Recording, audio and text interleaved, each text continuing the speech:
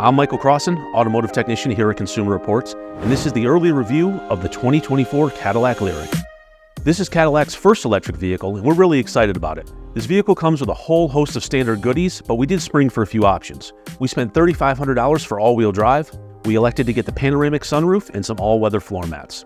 Including all these options, we paid $73,945, and that includes a $1,395 destination fee.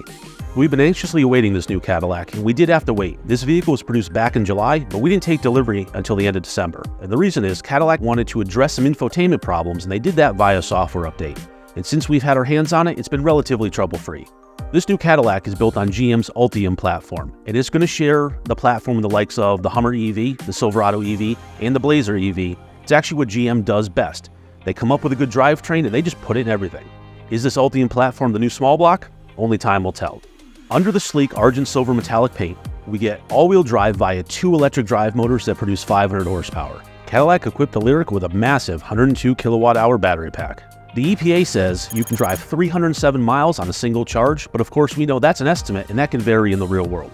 So one of the things we're going to do with this car and all of our EVs is we have a new 70-mile-an-hour electric vehicle range test, so we're going to put this through the paces and see what it gets in the real world.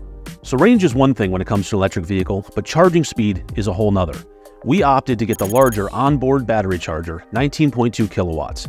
And at home, you're going to be able to charge a whole lot faster with this vehicle than a lot of other electric vehicles on the market right now. As far as DC fast charging goes, Cadillac says at 190 kilowatts, you can add 77 miles of range in about 10 minutes of charging. So let's take a minute and look at the outside of this Cadillac. It doesn't have the classic fins of Cadillacs of yesterday, but that's okay. It has a really good presence. The front end looks pretty slick. Got a whole light show going on up front, and it's a good size overall without being too big, not like a big boat Cadillac like they used to be. So we need to talk about the exterior door handles on this vehicle. They are flush mounted, which is great for aerodynamics, but it can present a little bit of a problem for getting in the vehicle. When you unlock the vehicle with the key remote, the door handles will present themselves. But in this case, the vehicle is unlocked, these door handles are flush, so I have to figure out how to get in the car. Takes a little bit of work. Normally they kind of fold out to the front. In this case, they fold out to the back. It's not difficult to use necessarily, it's just a little bit different. It's really easy to get inside the vehicle. We've got a really nice wide door opening. You get yourself seated in this really nice leather seat. It's got 8-way power adjustment. It is heated and ventilated. We also have lumbar control and a massage function. Those functions are controlled via a knob on the door handle, and then there is a display part of it in the center screen as well. And it's a little difficult to select between the two. It doesn't really stay put. So it's kind of difficult. Like in this case, I'm trying to actually select massage, and it's not really happening. It's a little bit disjointed. The steering wheel is trimmed in leather. It's also heated, which is a nice feature. You'll notice that we have a display here at the top of the steering wheel, and that's for GM's Super Cruise.